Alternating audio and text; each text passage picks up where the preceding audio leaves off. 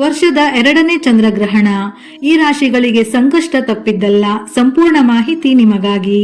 ಈ ವಿಡಿಯೋ ನೋಡಿ ಎಚ್ಚೆತ್ತುಕೊಳ್ಳಿ. ಪ್ರತಿಯೊಬ್ಬ ವ್ಯಕ್ತಿಯ ಜೀವನದಲ್ಲಿ ಗ್ರಹ ಮತ್ತು ನಕ್ಷತ್ರಗಳಿಗೆ ವಿಶೇಷ ಮಹತ್ವವನ್ನು ನೀಡಲಾಗಿದೆ.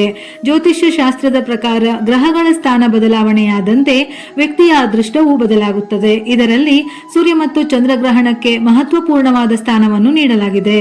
2024ರ 2ನೇ ಚಂದ್ರಗ್ರಹಣವು ಸೆಪ್ಟೆಂಬರ್ 18ರಂದು ಸಂಭವಿಸಲಿದೆ. ಹಾಗಾಗಿ ಚಂದ್ರಗ್ರಹಣದ ಪ್ರಭಾವವು ಎಲ್ಲ 12 ರಾಶಿಗಳ ಮೇಲೆ ಹೇಗಿರಲಿದೆ, ಯಾವ ರಾಶಿಗೆ ಒಳಿತಾಗಲಿದೆ, ಯಾವ ರಾಶಿಗೆ ದುರಾದೃಷ್ಟ ಎದುರಾಗಲಿದೆ ಎನ್ನುವ ಸಂಪೂರ್ಣ ಮಾಹಿತಿ ಇಂದು ತಿಳಿಯೋಣ. ಮೇಷರಾಶಿ. ವರ್ಷದ 2ನೇ ಚಂದ್ರಗ್ರಹಣದಿಂದಾಗಿ ಮೇಷರಾಶಿಗೆ ಸೇರಿದ ಜನರ ಕುಟುಂಬ ಜೀವನವು ಶಾಂತಿ ಮತ್ತು ಸೌಹಾರ್ದತೆಯಿಂದ ಕೂಡಿರಲಿದೆ. ಆದರೆ ಕೆಲಸ ಮತ್ತು ವ್ಯಾಪಾರದಲ್ಲಿ ಕಷ್ಟ, ಒತ್ತಡದಿಂದ ಕೂಡಿದ ಪರಿಸ್ಥಿತಿಯನ್ನು ಎದುರಿಸಬೇಕಾಗಬಹುದು. ಈ ಅವಧಿಯಲ್ಲಿ ಆರೋಗ್ಯದ ಬಗ್ಗೆ ಹೆಚ್ಚಿನ ಕಾಳಜಿ ವಹಿಸಬೇಕು. ಇಲ್ಲದಿದ್ದರೆ ನಿಮ್ಮ ಆರೋಗ್ಯದ ಸ್ಥಿತಿ ಹದಗೆಡಬಹುದು. ವೃಷಭ ರಾಶಿ.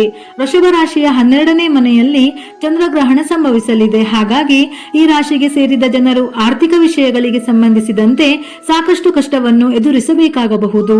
ಈ ಸಮಯದಲ್ಲಿ ಮಾನಸಿಕ ಯಾತನೆ ಅಥವಾ ಒತ್ತಡಗಳು ಹೆಚ್ಚಾಗಬಹುದು. ಯಾವುದಾದರೂ ಹೊಸ ಕೆಲಸವನ್ನು ಶುರು ಮಾಡಬೇಕೆಂದಿದ್ದರೆ ಈ ಅವಧಿಯಲ್ಲಿ ಬಹಳ ಎಚ್ಚರಿಕೆಯಿಂದ ಇರುವುದು ಅತಿ ಮುಖ್ಯ. ಇಲ್ಲದಿದ್ದರೆ ಸಾಕಷ್ಟು ನಷ್ಟ ಉಂಟಾಗಬಹುದು. ಮಿಥುನ ರಾಶಿ. ಮಿಥುನ ರಾಶಿಗೆ ಸೇರಿದ ಜನರಿಗೆ ಚಂದ್ರಗ್ರಹಣದಿಂದಾಗಿ ಪರಿಸ್ಥಿತಿ ಸಾಮಾನ್ಯವಾಗಿರುವುದು. ಆದರೆ ನೀವು ನಿಮ್ಮ ಎಚ್ಚರಿಕೆಯಿಂದ ಇರುವುದು ಮತ್ತು ಕೆಲಸದ ಸ್ಥಳದಲ್ಲಿ ಬೇಜವಾಬ್ದಾರಿ ಹೊಂದದೇ ಇರುವುದು ಉತ್ತಮ. ಈ ಸಮಯದಲ್ಲಿ ಉನ್ನತ ಅಧಿಕಾರಿಗಳ ಸಂಪೂರ್ಣ ಬೆಂಬಲ ಲಭಿಸಲಿದೆ. ನೀವು ಅವರೊಂದಿಗೆ ಉತ್ತಮ ಸಂಬಂಧವನ್ನು ಹೊಂದುವುದರಿಂದ ನಿಮಗೆ ಹೆಚ್ಚಿನ ಲಾಭವಾಗಲಿದೆ. ತಂದೆಯ ಆರೋಗ್ಯಕ್ಕೆ ಸಂಬಂಧಿಸಿದಂತೆ ನೀವು ಚಿಂತೆಗೆ ಒಳಗಾಗುವ ಸಾಧ್ಯತೆ ಇದೆ. ಹಾಗಾಗಿ ಕಾಳಜಿ ವಹಿಸಿ. ಕಟಕ ರಾಶಿ. ಕಟಕ ರಾಶಿಗೆ ಸೇರಿದ ಜನರು ಈ ಚಂದ್ರಗ್ರಹಣದ ಸಂದರ್ಭದಲ್ಲಿ ಮಹತ್ವಪೂರ್ಣವಾದ ಕೆಲಸಗಳನ್ನು ಮಾಡುವುದರಲ್ಲಿ ಸೋಮಾರಿತನ ತೋರಿಸದೇ ಇರುವುದು ಒಳ್ಳೆಯದು.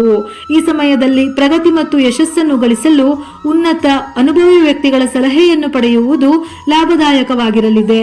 ಚಂದ್ರಗ್ರಹಣದ ಸಂದರ್ಭದಲ್ಲಿ ನೀವು ನಿಮ್ಮ ಮಾತು ಮತ್ತು ವ್ಯವಹಾರವನ್ನು ನಿಯಂತ್ರಣದಲ್ಲಿಡುವುದು ಉತ್ತಮ. ಸಿಂಹರಾಶಿ. ವರ್ಷದ 2ನೇ ಚಂದ್ರಗ್ರಹಣದಿಂದಾಗಿ ಸಿಂಹರಾಶಿಗೆ ಸೇರಿದ ಜನರು ಅದೃಷ್ಟದ ಸಂಪೂರ್ಣ ಬೆಂಬಲವನ್ನು ಪಡೆಯುವರು. ಈ ಅವಧಿಯಲ್ಲಿ ನಿಮ್ಮ ಜವಾಬ್ದಾರಿಗಳು ಹೆಚ್ಚಾಗಬಹುದು. ಕೆಲಸ ಮಾಡುವವರಿಗೆ ಈ ಚಂದ್ರಗ್ರಹಣದಿಂದ ಉನ್ನತ ಪದವಿಯನ್ನು ಪಡೆಯುವ ಅವಕಾಶ ಲಭಿಸುವುದು. ವ್ಯಾಪಾರವನ್ನು ಮಾಡುವವರಿಗೆ ಈ ಅವಧಿಯಲ್ಲಿ ಉತ್ತಮವಾದ ಸ್ಥಾನವನ್ನು ಪಡೆಯುವ ಸಂಭವವಿದೆ. ವೃತ್ತಿ ಜೀವನಕ್ಕೆ ಸಂಬಂಧಿಸಿದಂತೆ ನೀವು ಪ್ರಗತಿಯನ್ನು ಹೊಂದುವ ಯೋಗವಿದೆ. ಸಿಂಹರಾಶಿಯವರ ಹಣಕಾಸಿನ ಪರಿಸ್ಥಿತಿ ಈ ಸಮಯದಲ್ಲಿ ಬಲಗೊಳ್ಳಲಿದೆ. ಕನ್ಯಾ ರಾಶಿ. ಕನ್ಯಾ ರಾಶಿಗೆ ಸೇರಿದ ಜನರು ತಮ್ಮ ಸಂಗಾತಿಯ ಆರೋಗ್ಯದ ಬಗ್ಗೆ ಹೆಚ್ಚಿನ ಚಿಂತೆಗೆ ಒಳಗಾಗಬಹುದು. ಈ ಅವಧಿಯಲ್ಲಿ ನೀವು ನಿಮ್ಮ ಸಂಗಾತಿಯೊಂದಿಗೆ ಜಗಳ ಮಾಡುವ ಅಥವಾ ಮನಸ್ತಾಪ ಉಂಟಾಗುವ ಸಾಧ್ಯತೆ ಇದೆ. ಹಾಗಾಗಿ ಧೈರ್ಯದಿಂದ ಇರುವುದು ಒಳ್ಳೆಯದು. ಪಾಲುದಾರಿಕೆಯಲ್ಲಿ ಕೆಲಸವನ್ನು ಮಾಡುವುದರಿಂದ ಸಾಕಷ್ಟು ಸಮಸ್ಯೆ ಎದುರಾಗಬಹುದು. ತುಲಾ ರಾಶಿ. ತುಲಾ ರಾಶಿಗೆ ಸೇರಿದ ಜನರ ಮೇಲೆ ಆರ್ಥಿಕ ವಿಷಯಗಳಿಗೆ ಸಂಬಂಧಿಸಿದಂತೆ ಅನುಕೂಲಕರ ಪರಿಣಾಮವನ್ನು ಬೀರುವ ಸಾಧ್ಯತೆ ಇದೆ. ಆದರೆ ಈ ಅವಧಿಯಲ್ಲಿ ತಮ್ಮ ಆರೋಗ್ಯಕ್ಕೆ ಸಂಬಂಧಿಸಿದಂತೆ ಬಹಳ ಎಚ್ಚರಿಕೆಯಿಂದ ಇರುವುದು ಉತ್ತಮ. ಈ ಚಂದ್ರಗ್ರಹಣದ ಸಂದರ್ಭದಲ್ಲಿ ತುಲಾ ರಾಶಿಗೆ ಸೇರಿದ ಜನರಿಗೆ ವಿರೋಧಿಗಳ ಅಥವಾ ಶತ್ರುಗಳ ಕಾಟ ಎದುರಾಗಬಹುದು. ಹಾಗಾಗಿ ಹೆಚ್ಚಿನ ಕಾಳಜಿ ವಹಿಸುವುದು ಉತ್ತಮ. ವೃಶ್ಚಿಕ ರಾಶಿ. ವೃಶ್ಚಿಕ ರಾಶಿಗೆ ಸೇರಿದ ಜನರ ಶಿಕ್ಷಣ ಮತ್ತು ಮಕ್ಕಳಿಗೆ ಸಂಬಂಧಿತ ವಿಷಯಗಳಲ್ಲಿ ಸಮಸ್ಯೆಗಳನ್ನು ಎದುರಿಸುವಂತೆ ಮಾಡಬಹುದು.